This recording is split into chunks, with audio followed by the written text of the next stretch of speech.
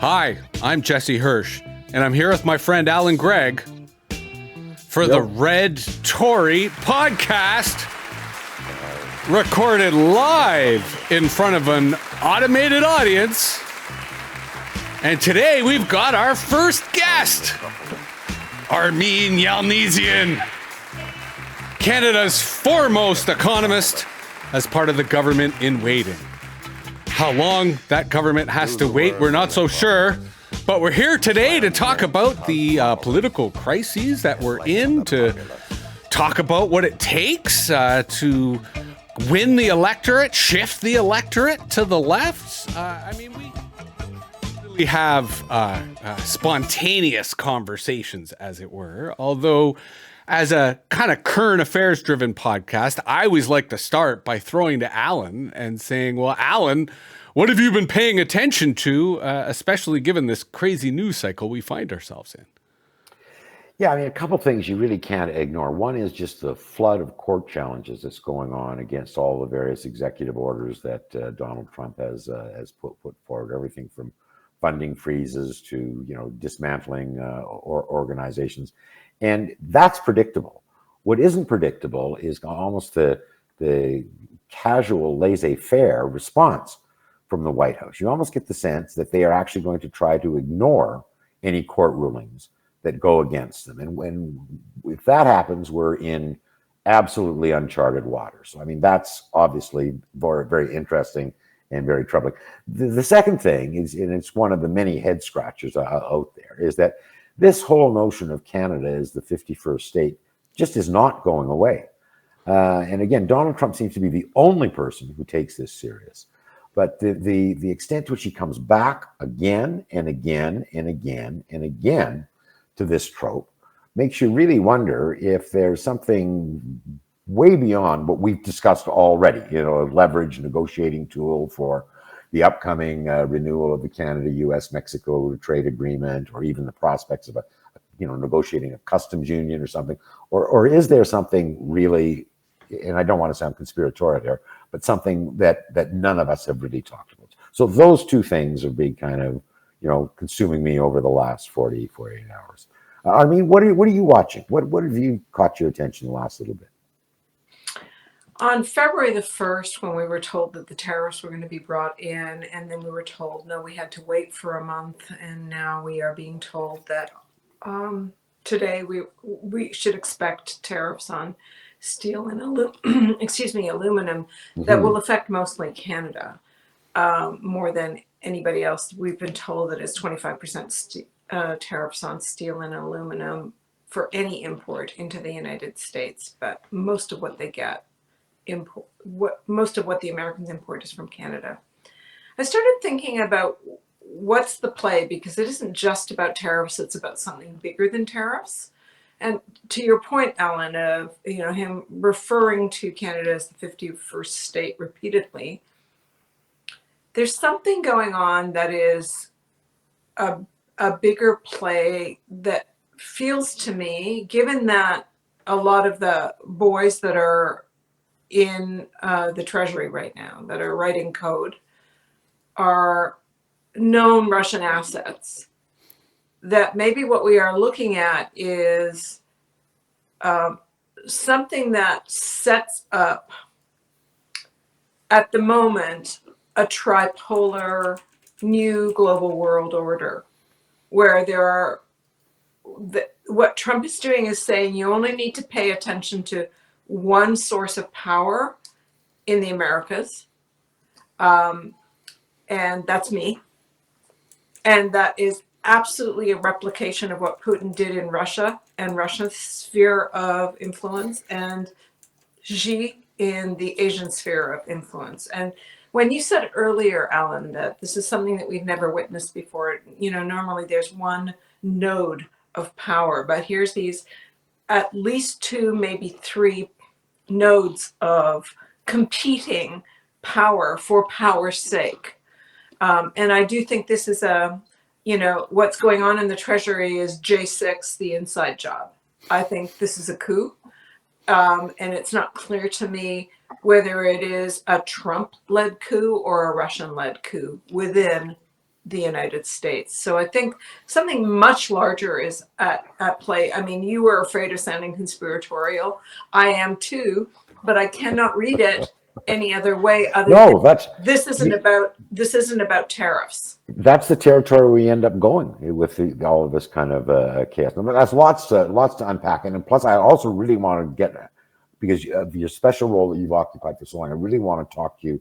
Also, we both want to talk to you about what the Democrats have to do, especially to get back blue collar workers. But before that, my understanding is Jesse has been the thing that's really caught his attention is Kendrick Lamar. Well, and the Super Bowl. In part because of how political this particular moment is. And, you know, the Super Bowl last night, obviously being the kind of a circus part of the breads and circuses.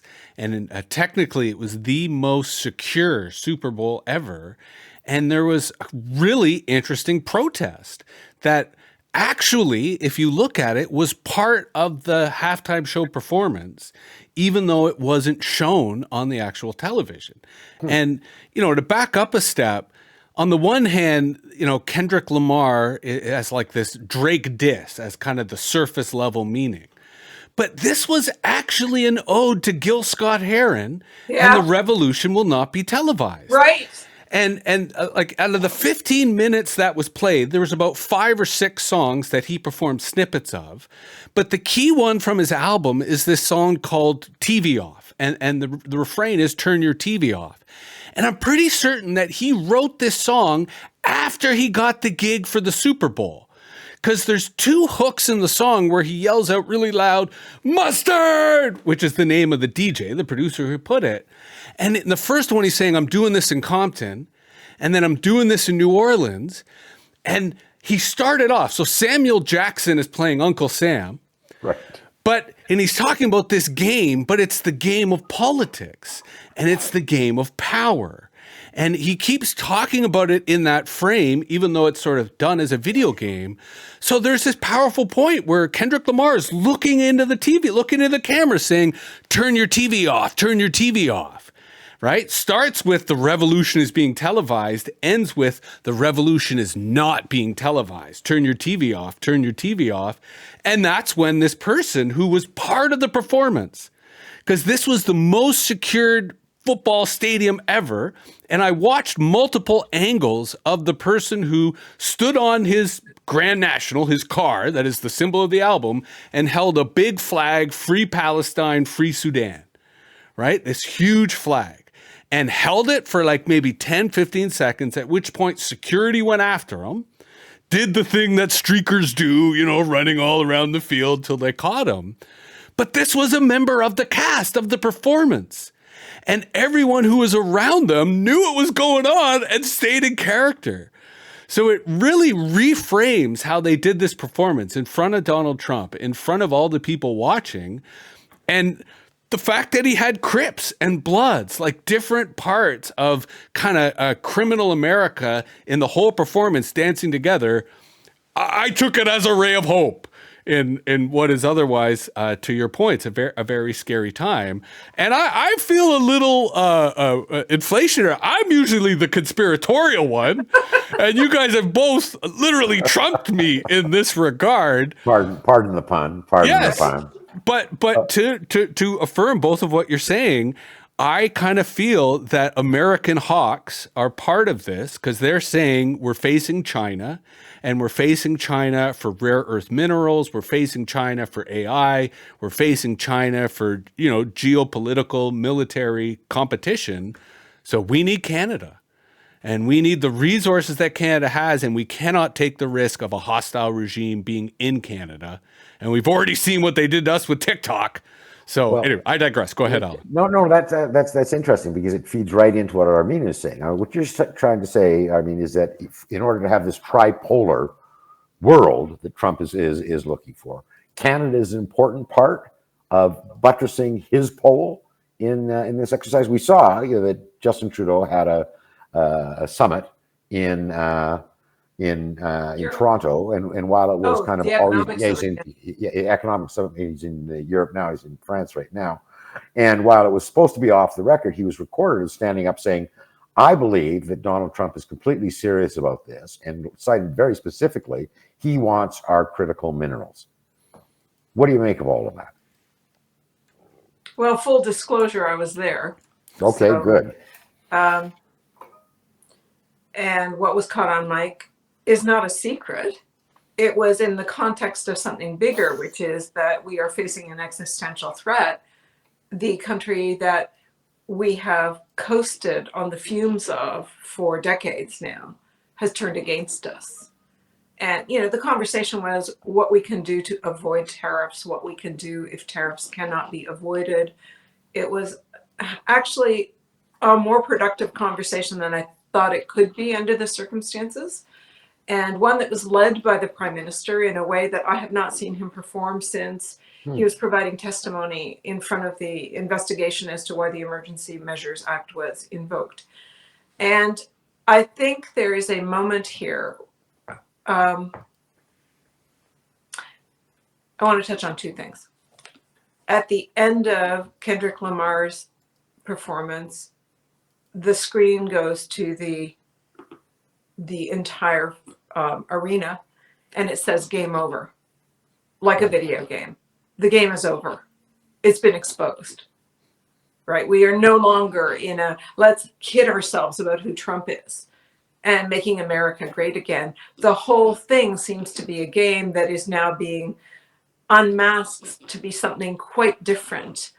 Though the mainstream media seems very slow to come to it. Wired has been terrific, but most media, most professional journalists covering it are either retired, like Carlos Quinta, I'm going to mispronounce his name, but it starts with QU, Quintadelia or something like that. And now Jim Acosta.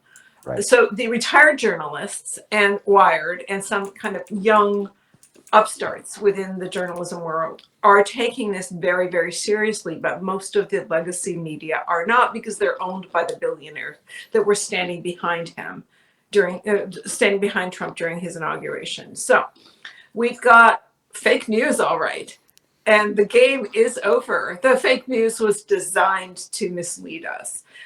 The second point I want to make is that I guess I want to make 3 points. The second point that I really wanted to make was that your question, Alan, about is this really being a 51st state for critical minerals? We have critical minerals, but we don't mine them. I know. So we, at the moment, we are an undeveloped natural resource, as is Greenland.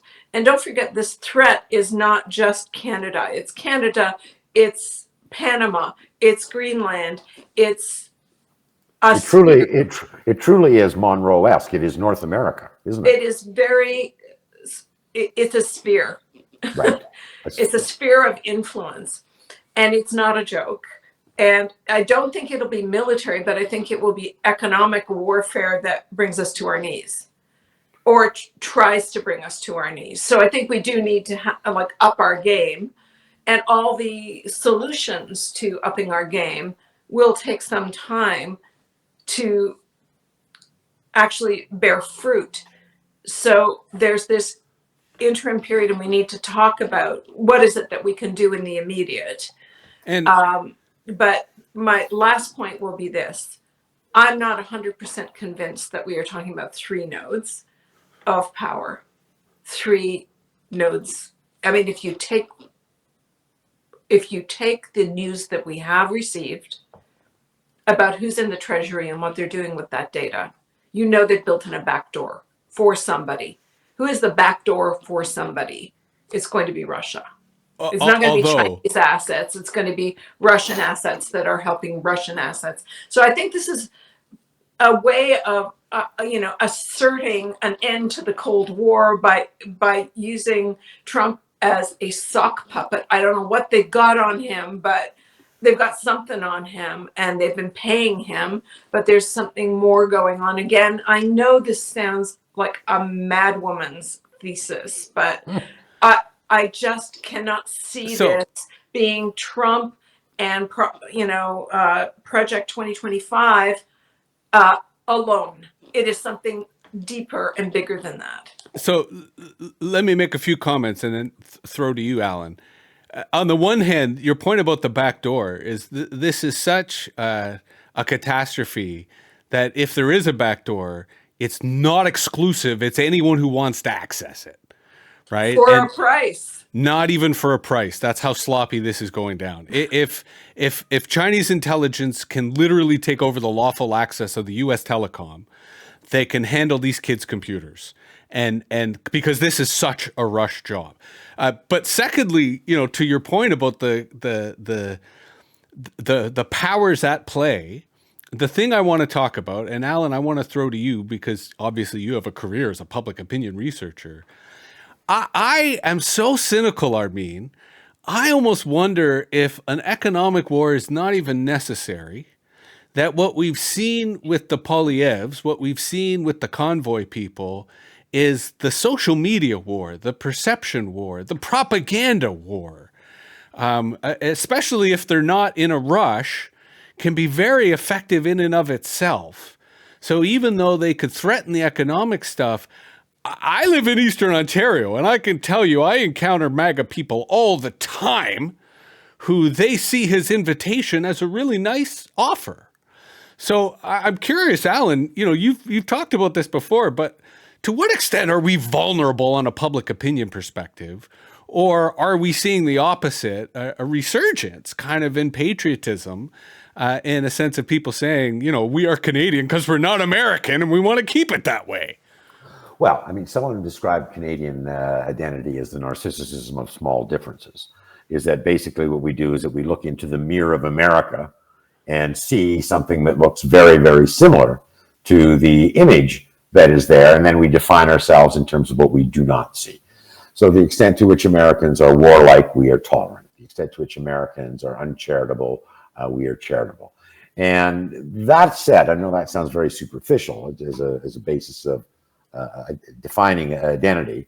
It's very, very deep. I mean, Canadians, not only are very happy to be proudly Canadian, but proudly happy to be not American as part of this. I mean, our prime minister said as much as that. So, I mean, the extent to which, public opinion or Canadian public opinion provides any guardrails against these motives that you and Armine are talking about, it's pretty strong and maybe, in fact, our strongest defense. There's not a politician in this country who could stand up and say, I think we should take this seriously and that maybe we could, avoid tariffs and have lower tax rates and our companies could be more productive and that we would have free flow of labor, all the things that might come with the customs union, and it would be resoundingly rejected at the popular culture level. I don't want to. We're jumping around here a little bit, but still, I don't want you to tell stories out of school, but I'm very interested to get a general sense of what came out of that meeting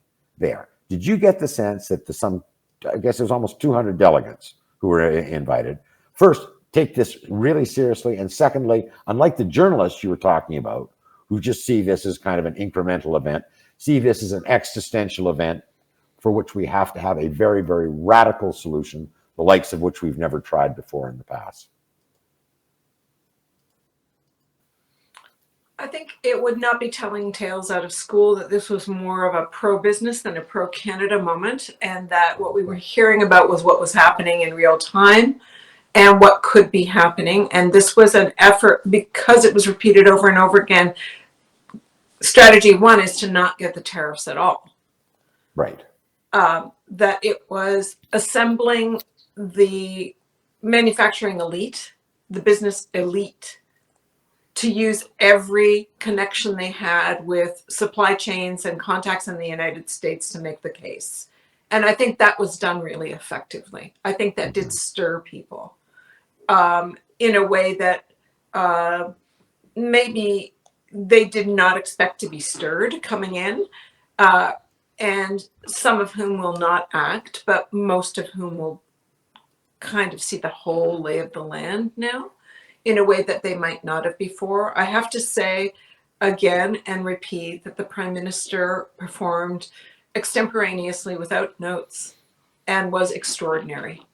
He was extraordinary in his grasp of all the different files that are interest and what their relative meaning is and how they could be supported. So it was not initially we know there's going to be a world of pain and we are here to help you.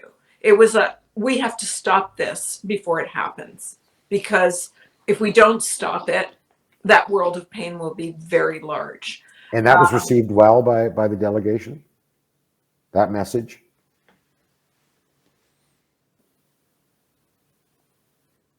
They're living it. But what do you mean? They're all look. They're feeling the pain, you mean? There is nothing that business hates more than uncertainty, right? Nothing. Zero. They can't do any planning. So people are already laying workers off. They are already anticipating, either closing shop or moving south of the border. These things are already happening without the tariffs being there. To your point, Alan, about, or maybe it was both of you at some point have said that it is the mood. It is the narrative that has unfolded. I would challenge what you said, Alan, about we will reject it wholeheartedly. Though in Alberta, that's true. To Jesse's point, there are pockets of people that just say, I want to be part of what Trump is offering.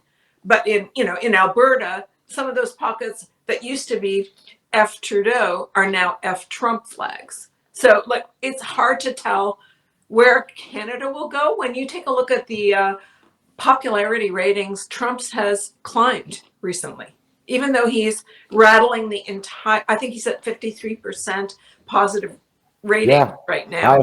Highest he's been. Highest he's been at a time when he is shaking reality to its foundations. Yeah. So there are a lot of people that just love the bad boy thing. And we saw that with Rob Ford. We saw that with Doug Ford. This is not a new phenomenon. It's like I'm not the establishment and I'm a bad boy and I'm here to fight for you, even if they don't fight for you. Yeah. It's like, oh yeah, dude, you're just like me. I'm a loser too. But there you are. You're in power. Cool. So let me use that then to kind of shift the conversation. And Alan, I'll throw to you again for this. And let me start by saying I personally don't agree with the Russia hypothesis. Okay. I believe that Russia is involved, that they're a beneficiary, that he's a stooge, but that they do not have the competence that we think they do. But they are a party to this mess and they will benefit from this mess tremendously. But I think China's at the table as well. I think the billionaires are at the table. I think there's lots of hawks at the table. Yeah. And that's why I kind of feel it's a confluence of events. But it was interesting to see you sort of, and I'm projecting here, lament the fall of our current prime minister, because I don't think there is any scenario in which he will continue to be the prime minister, even if the Liberal Party all of a sudden decided, we need you, we love you. So where is the leadership in Canada to handle this? And I say this because I made a rather cynical a post this morning, what used to be a tweet, where I said, the reason Canada's finished is because the only action people are thinking of is consumer actions, right? They can't think like citizens, they think like consumers, and they think by buying stuff, they're going to save the country. And no one's saying, hey, we got to organize into unions. Hey, we got to organize into coalitions. Hey, we got to hit the streets. So, Alan, I'm going to throw to you first because I want Armine to have time to think about this, even though I suspect she may have some answers off the back. But where is this leadership going to come from? Who are the politicians? Who are the people who are if you look on the landscape, could be on that front line of saying, we can't join the U.S. Here's why. Well, I mean, you've got to look at the federal Liberal leadership race right now. And the two front contenders are making it a cornerstone of their entire campaign that they are best able to stand up to Donald Trump. And they intend to stand up to Donald Trump, both for dollar tariff retribution and also other measures. I mean, a recent poll showed that to that test, in fact, Carney far outstripped Freeland in terms of the public acceptance and the public response. And in fact,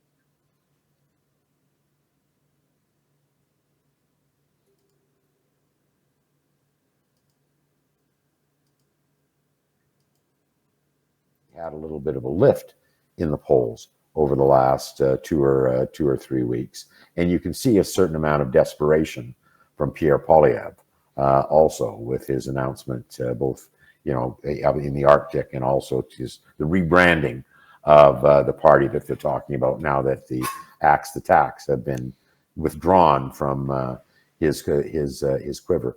But I mean, it's a good question. I don't think we will lack in Canada the fortitude or the individuals or leadership. I mean, I think you have seen a unification. I mean, I wrote an article about, that Doug Ford running against Trump is in some respects a threat to federalism, because what he have the temptation to do is to advance Ontario's interests at the expense of the rest of the country, and make it weaker as a consequence. That said, I mean, I can't recall a time when the premiers have been more on board, when here we've got the premier of Quebec saying, well, maybe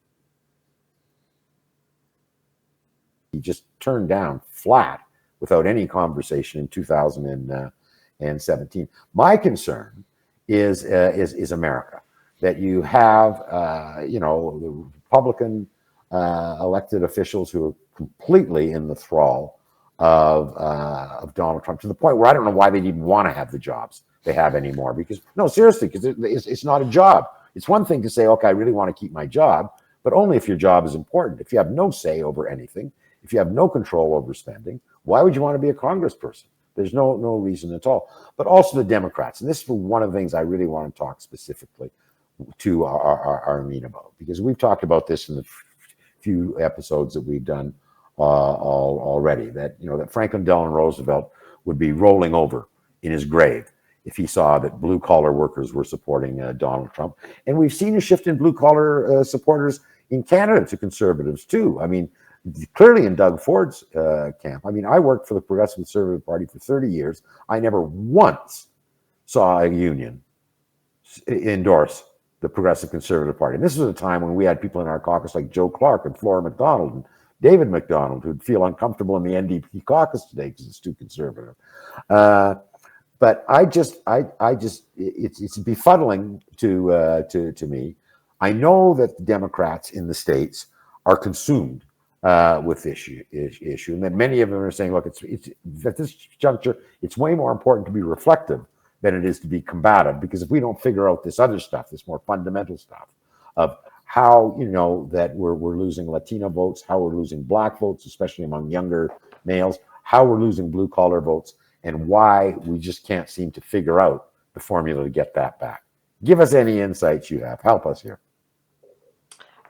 I was talking to my partner this morning, the guy that has all these records, about why the Democrats have been so quiet lately.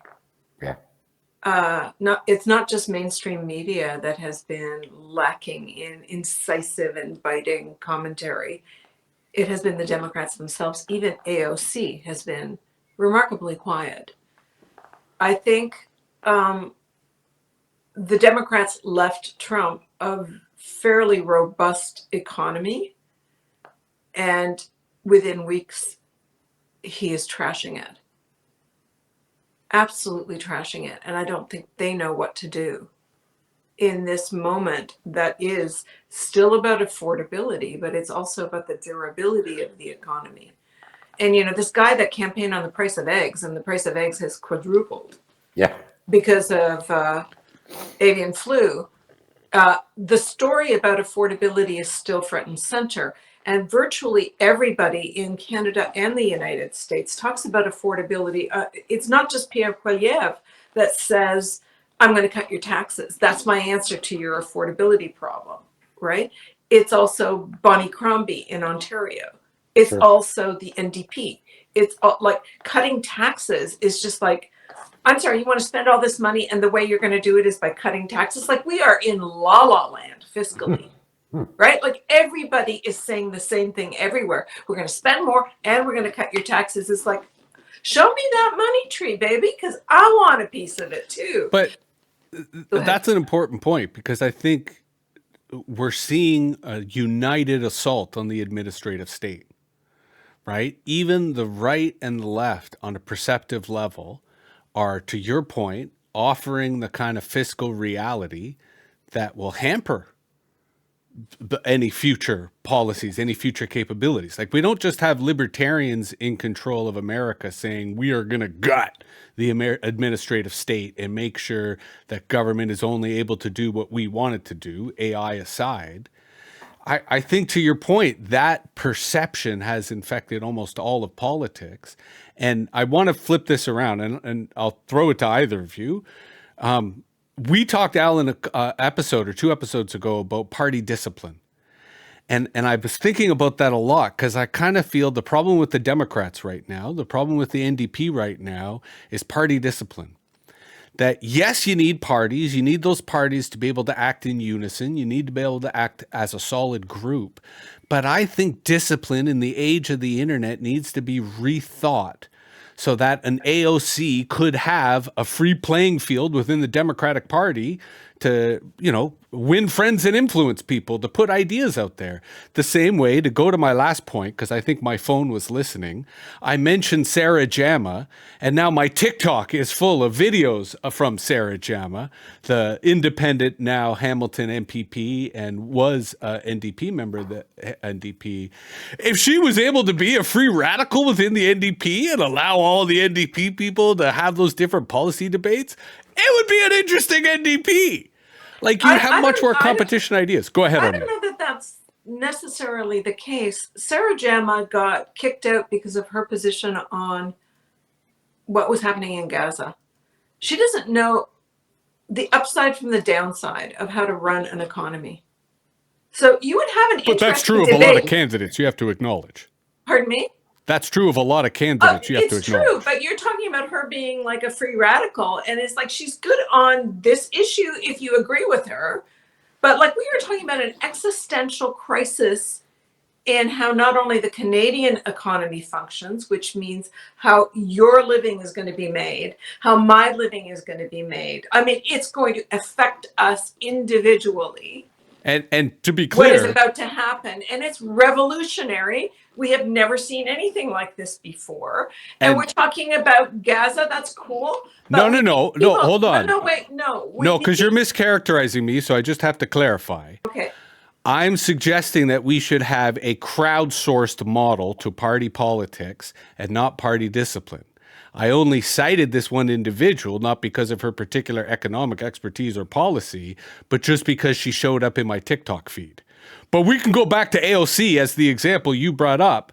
And I'm just saying, I think the crisis, I agree with you, we have, merits some crowdsourcing. Okay, can I just push back a little bit on crowdsourcing versus party discipline? I can't believe I'm saying this, but I've been watching how the Senate has functioned since the Liberals were excommunicated from the second chamber, and how there is no higher order of pursuit.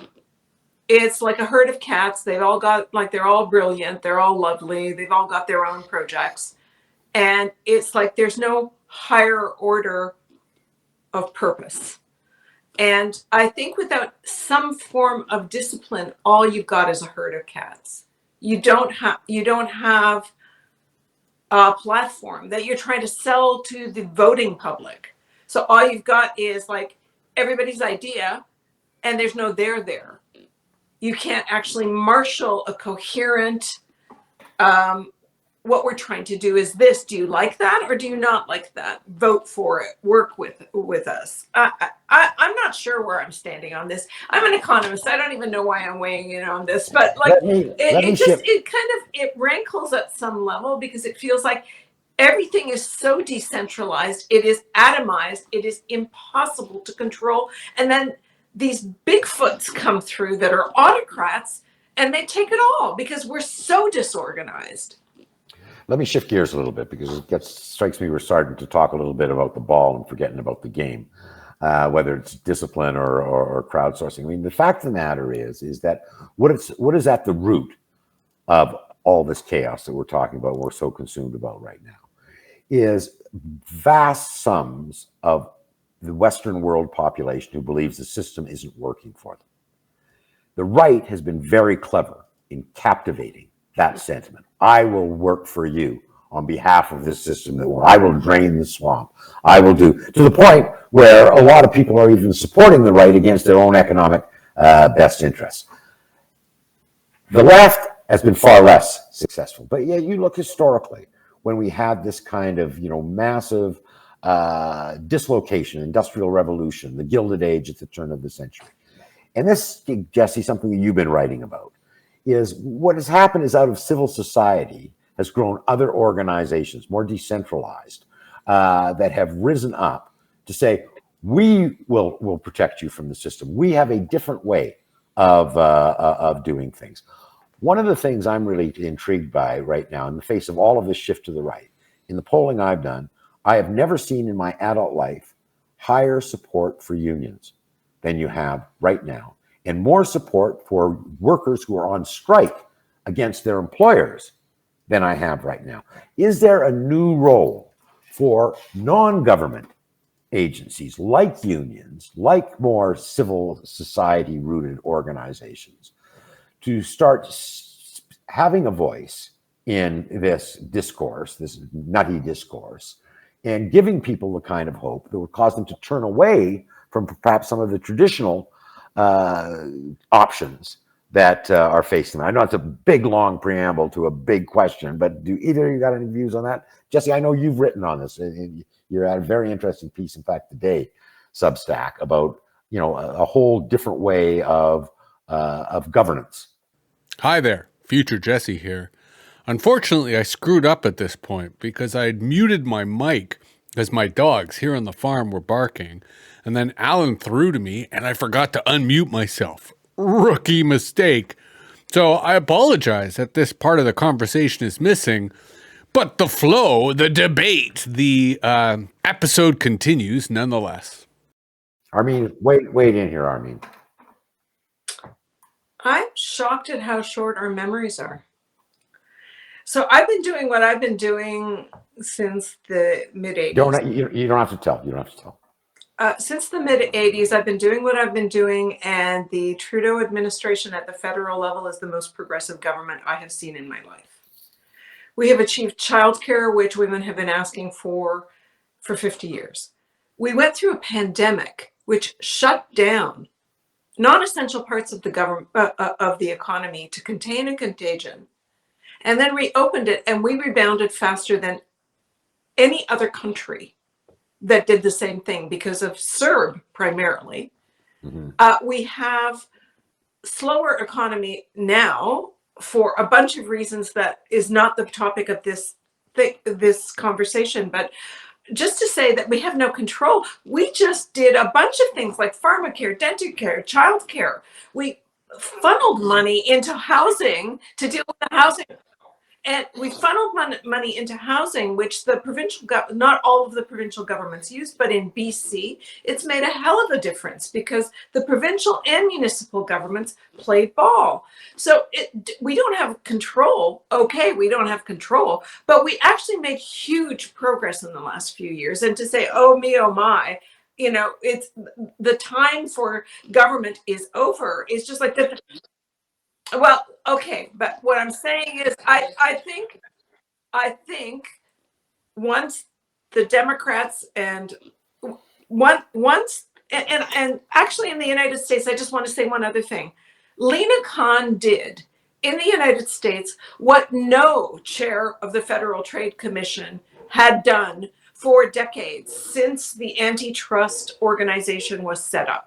She produced more regulations. She did more consumer protection. You take a look at what she did, which was just published days before she left. And it's just like the last 2 years have been just a flood of consumer protection and pro-competition, anti-monopoly measures. So we can do a lot. It depends on who is in power. Now I want to get to the point about how do we get to someplace that is more pro-people and less pro-power for the sake of power.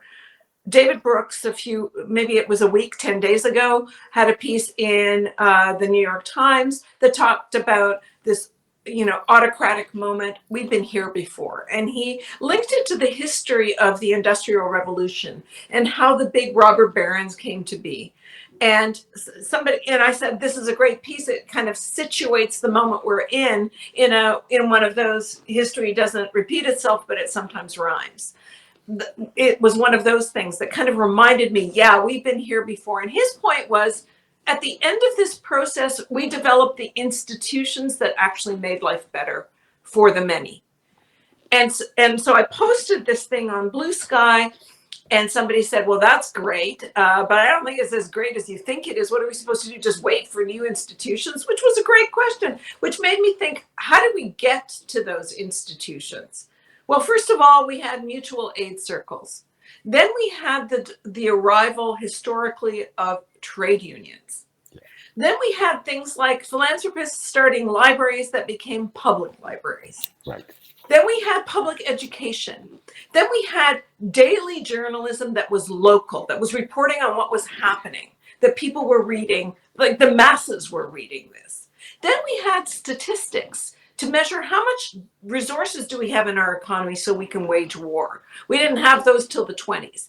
Around then was when we developed a professional public service that was not corrupted by power and grift.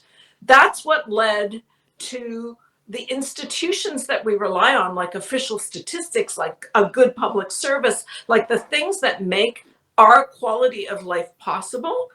And of all of those things, information, and I guess science too, the advance of science and this desire to bring things like insulin to the world, like bring scientific advancements to the many.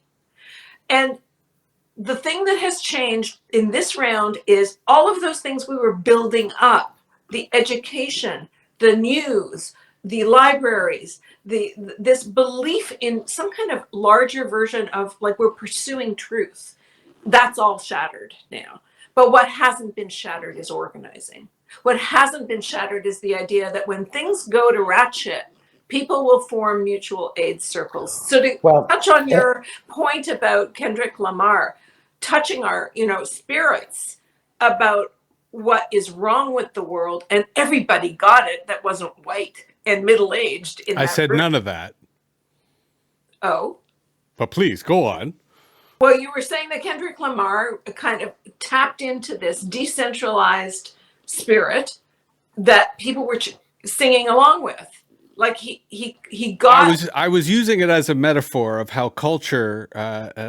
Again, I think I'm going to throw it to Alan, but I think you are legitimately upset at the crisis that we are in, and you're misinterpreting my remarks and using them as an opportunity to express your legitimate concerns. But I think you've completely misconstrued what I was saying and arguing for. Oh, boy. But Alan, okay. you wanted to jump in. Well, because I don't see that kind of level of conflict. In fact, I think we're touching on a whole bunch of other things without grabbing anything. I mean, a number of those items that you talked about, and you've been writing about in terms of decentralized authority, Jesse, sprung from non-government sources. I mean, in addition to a lot of the things that you cited, Armine, I mean, those of us who love history, I mean, know not only the rise of unionism, but the rise of social gospel out of the United Church, the progressive movement, and then you've got civil rights movements and the women's rights movements, feminism. I'm wondering, all supported, as you said, by Armine, which I think is hugely important, that we're also at risk right now, is a belief in science and reason and using that as the foundation of any kind of reasonable discourse. I mean, are there new forces in society today that has that capability of rising up? And I think what Jesse was saying was Kendrick Lamar kind of demonstrates that there is. It might not be defined, it might not have a foundation or walls yet, but there is an atmosphere that is out there. The number of protests that happened this last weekend all over North America, spontaneously.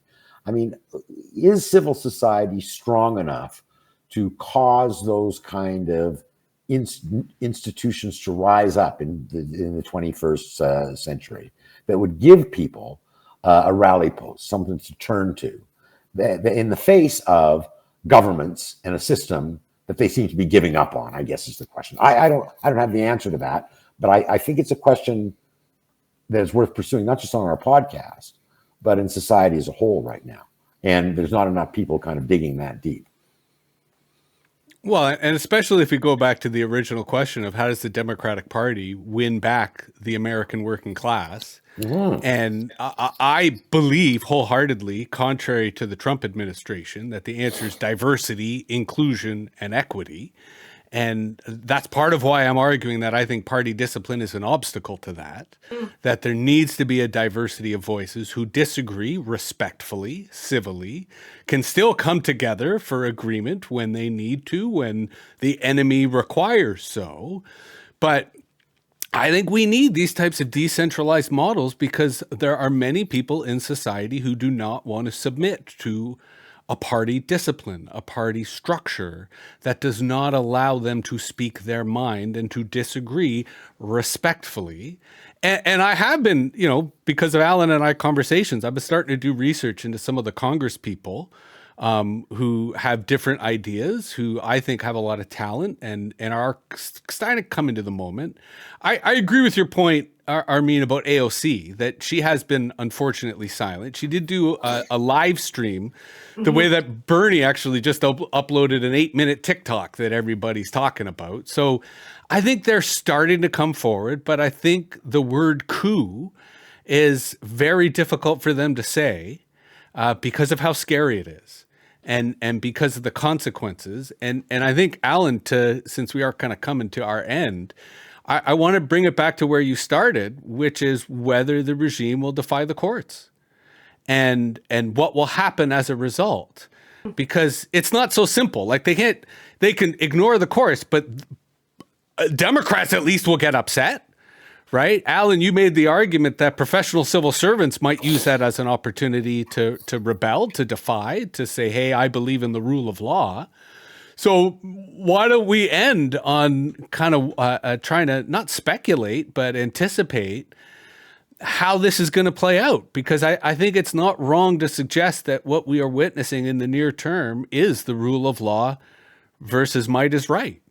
And we have reason to believe that the rule of law, as we would wish it, may not be the victor. So, Alan, do you want to revisit your original comments and maybe project them a little forward? I could project, and it wouldn't be the first time that I did so without having any competence or knowledge of the subject at hand. But I'm not going to today, because I do believe, I don't know what the hell happens. I mean, J.D. Vance was quoting Andrew Jackson, that the Supreme Court can make judgments, but can they enforce them? I don't even know what that means. I don't know whether the military, has the right to step in under that, whether there's, a breach between the judicial and the executive orders in a system that is supposed to be inherently rooted in checks and balances, and that maybe one of the people we should be talking to, is someone who really does understand the whole, synergy and relationship of the judicial system and the legislative system a little bit better, because I just don't know. I mean, do you have any views on this? Honestly, I find it just as perplexing as you, because see the logic when you have a tripartite system that is supposed to be providing checks and balances on one another.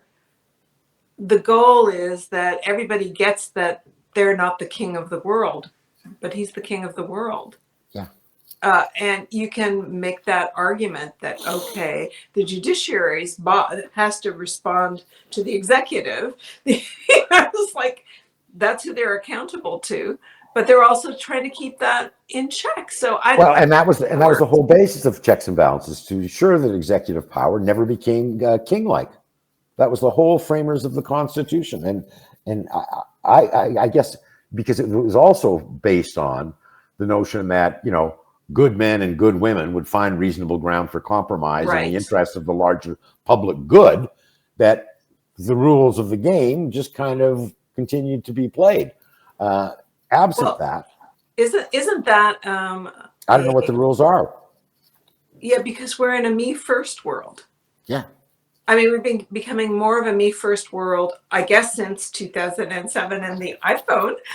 Speaking of cultural shifts in terms of it's okay to put yourself first, but then by 2010, we've got it in the UK. Shortly after that, we've got it in Russia. Now we've got Make America Great Again. It's a me first world. And not only is it me first in terms of nationalism, it's me first in terms of Trump above all, right? Like he's like the paragon of me first, and he means it literally for him. So I don't know how you work in a world that does not acknowledge that we're interdependent. That, you Now, know, the whole purpose of this podcast is try to make sense out of chaos. We have failed to do that today. Although, let me ask one question, because the speed, like both of you, I think, share a widely held belief of like we don't know what's going on, but the variable that makes me anxious is the speed by which this is happening. Right. So to articulate this more in a question that gets back to what we were talking about today, can Canadian politics keep up with this pace? Because what the Trump, like the whole move fast and break things mantra, right? The Silicon Valley ideology is if you outpace your competition, you can buy them later, right? That speed and growth and scale is the only thing at all costs. And this is absolutely how this regime is behaving. And it strikes me that, granted, you know, the Ontario election, the upcoming federal election are happening because of this crisis. But on a velocity level, can our politics respond fast enough, given that these guys are just going to keep throwing shit against the wall and seeing what sticks? I mean, I think institutionally, you kind of spoke to this earlier when you said crowdsource it, because I think, to Alan's point, the fast response is going to be people on the street. The fast response is going to be social media, bringing people together in a kind of weird, unpredictable way. It's kind of like all these disaggregated particles that come together in a super wave. It comes and it goes. You know, in its wake, you might destroy something in your turn too. But it's not an organized institutional politics. It's something else. And I think that's what we're looking at. I think there's something really interesting there that we should spend a lot more time on, because as we go through the historic examples, I mean, it really does bring up that there are different ways, and the way it might happen in the 21st century would be very, very different than how it happened in the 19th to 20th century. But that the very force of human nature that drives democracy and the desire to have a sense of agency and a role and, you know, be able to control isn't going to be extinguished by Donald Trump or anyone else. 100%. And you know what, when I said mutual aid circles and some form of unionization is about the acknowledgement of interdependency and that together we are stronger. Right. So some kind of counter organizing will emerge. But to your point, Jesse, the current system of union organizing is quite weak. To your point, Alan, when you said you'd never seen unions stand with